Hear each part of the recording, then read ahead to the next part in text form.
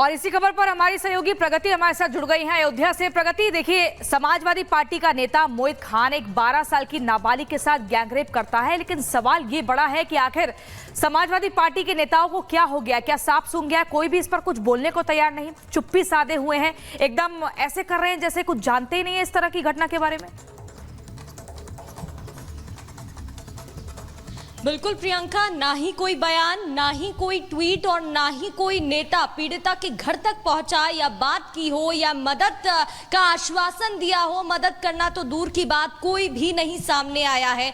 बड़ी बात है वो नेता, वो लोग जो छोटी सी छोटी बात पर अपनी राय रखते हैं, टिप्पणी देते हैं, उनकी तरफ से कोई भी बयान पूरे मामले में अब तक सामने नहीं आया है। हम अयोध्या में ही हैं और जब हमने यहाँ धर्मनगरी में लोगों से बातचीत करने की कोशिश की तो उन्होंने बताया कि कैसे मोहित खान वो नेता है जो अपने रसूख का इस्तेमाल करता था। ना सिर्फ ये पहला मामला, ये तो वो मामला है प्रियंका जो सामने आ गया, जो उजागर हो गया, लेकिन कई ऐसे केसेस हैं जो ऑलरेडी उस पर दर्ज थे, लेकिन अपने रसूख के चलते, दबाव बनाने के चलते वो मामले शांत करा दिए गए और वो कभी सामने ही नहीं आए। वहीं जब हमने साधु संतों से बात की तो उनमें आक्रोश दिखाई दिया, नाराजगी थी और वो कह रहे थे कि इस मामले में एक्शन लेना चाहिए। जब हम पीड़िता के घर भी पहुंचे थे, हमने उनसे भी बातचीत की, उनकी तरफ से भी कहा गया गिरफ्तारी हो गई है लेकिन एक्शन जरूर लेना चाहिए, क्योंकि उन्होंने बताया कि कैसे एफआईआर तो दर्ज हुई, लेकिन 30 घंटे बाद जब हमने यहाँ आसपास के लोगों से बात की तो उन्होंने बताया। प्रगति, बहुत ही महत्वपूर्ण बातों का आप जिक्र कर रही हैं और इसी को लेकर संजय निषाद भी कह रहे हैं कि इन्हीं लोगों के सहारे समाजवादी पार्टी चुनाव जीतती है और ऐसे लोगों को अपनी टीम में जगह देती है। चलिए इसी के साथ अब आगे बढ़ते हैं और अगली खबर की तरफ रुख करते हैं। अतीक और अशरफ हत्याकांड से जुड़ा हुआ पूरा मामला, जिसमें एक जांच आयोग की टीम बनाई गई थी और उस आयोग की टीम ने यूपी पुलिस को क्लीन चिट दे दिया है। सीधे तौर पर यह कहा है कि घटना के वक्त इस तरह के मामले को रोक पाना पुलिस के बस की बात नहीं था। आप पूरी खबर इस रिपोर्ट में देखिए।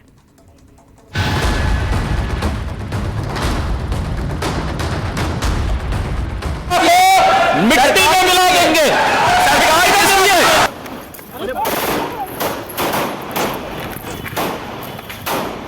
इस प्रकार के अपराधियों को आप कहते हैं साहब गोली मार रहे हैं, क्या माला पहनाएंगे क्या?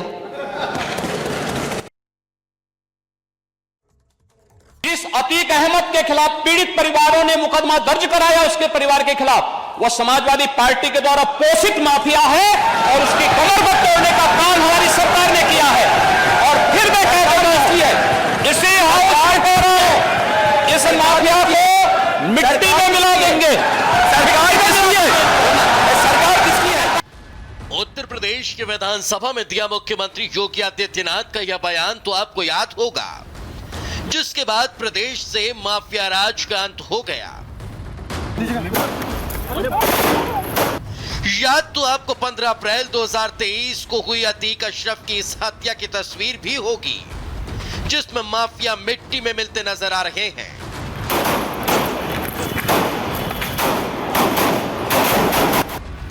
इन तस्वीरों को याद दिलाने की वजह बताएं। इससे पहले जरा ये जान लीजिए कि उत्तर प्रदेश में न सिर्फ कानून का बोलबाला है, बल्कि पुलिस वालों का इकबाल भी बुलंद है, जो समय समय पर चरितार्थ होता है। क्योंकि यहाँ न सिर्फ जीरो टॉलरेंस की नीति के तहत काम होता है, बल्कि बाबा का हथौड़ा हर किसी पर फायर करता है। चाहे अपराधी हो या वर्दीधारी, सफेद पोश हो या कारोबारी, हिसाब सिर्फ इनका कि नहीं होता, बल्कि सवाल उठाने वालों को भी बाबा की कार्यशैली से सबक मिल जाता है। कुछ यही हुआ जब न्यायिक जांच आयोग की रिपोर्ट उत्तर प्रदेश विधानसभा में रखी गई, जिसमें आयोग ने अतीक अशरफ हत्याकांड में न सिर्फ यूपी पुलिस को क्लीन चिट दी, बल्कि विस्तार से बताया कि यह हत्याकांड पूर्व नियोजित साजिश या पुलिस लापरवाही से नहीं हुआ। इतना कि नहीं, आयोग ने अपनी रिपोर्ट में कहा कि अतीक अशरफ की हत्या में पुलिस तंत्र या राजतंत्र का कोई संबंध, सुराग या साक्ष्य नहीं मिले। दोनों की हत्या राज्य या पुलिस के अधिकारियों के इशारे पर नहीं हुई। साक्ष्यों से पता चलता है कि घटना अचानक 9 सेकंड में घट गई, जिस दौरान मौके पर मौजूद पुलिसकर्मियों की प्रतिक्रिया सामान्य थी। उनके पास दोनों को बचाने, हमलावरों को पकड़ने या ढेर कर देने का समय ही नहीं था, क्योंकि पूरी घटना ही कुछ सेकंड में घट गई। न्यायिक जांच आयोग की रिपोर्ट ने जहां एक तरफ उत्तर प्रदेश सरकार पर उठ रखे सवालों का जवाब दे दिया, तो वहीं दूसरी तरफ पुलिस कर्मियों पर ड्यूटी में लापरवाही के आरोपों का भी खंडन कर दिया। और इस प्रकार के अपराधियों को आप कहते हैं साहब गोली मार रहे हैं, क्या माला पहनाएंगे क्या? इस समाज के लिए सबसे बड़े कलंक है, इस समाज का कोड है, और इस कोड को जब तक हटाएंगे नहीं तब तक उत्तर प्रदेश की स्थिति को ठीक करने में कठिनाई होगी।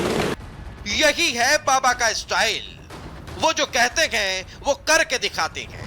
माफिया हो या मन चले, वो बाबा के राज में नहीं चलते। यही वजह है कि उनके राज में अपराध पर लगाम लग रहा है और अपराधी भागे भागे फिर रहे हैं। Bureau report, Republic Bharat. और चलिए आगे बढ़ते, अब रुक करते हैं 2 मिनट में पूरे भारत की अहम खबरों का।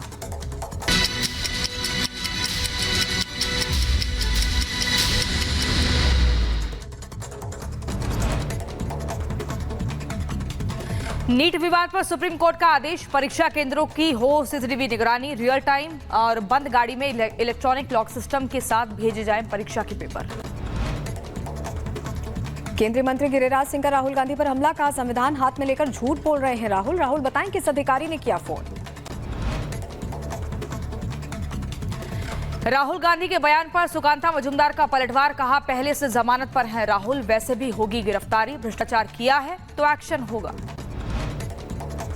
राहुल गांधी के ट्वीट पर यूबीटी सांसद प्रियंका चतुर्वेदी ने सरकार पर साधा निशाना, कहा जब भी डरती है सरकार तो ईडी, आईटी और पुलिस के साथ विपक्ष को करती है परेशान। कर्णप्रयाग में उफान पर अलकनंदा नदी, पहाड़ों पर भारी बारिश के चलते अलकनंदा नदी का जलस्तर बढ़ा।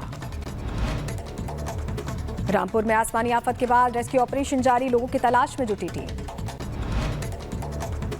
दिल्ली के गोकुलपुरी हत्याकांड का आरोपी गिरफ्तार, मुठभेड़ के बाद पुलिस ने अरेस्ट किया, महिला की गोली मारकर हत्या की थी। एमपी के भोपाल में भारी बारिश की वजह से भदभदा बांध के खोले गए गेट, अलर्ट मोड पर प्रशासन। हिमाचल के मलाणा पावर स्टेशन में चलाया जा रहा रेस्क्यू ऑपरेशन, जान जोखिम में डालकर लोगों का रेस्क्यू कर रहे हैं।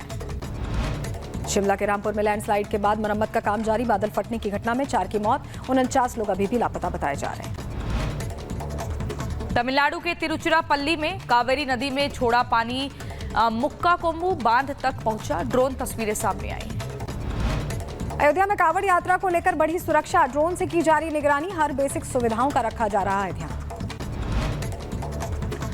पुणे में मासूम लड़की के साथ हुआ दर्दनाक हादसा, लोहे का गेट गिरने से मौत हुई, पिंपरी चिंचवाड़ के बोपखेल इलाके की घटना।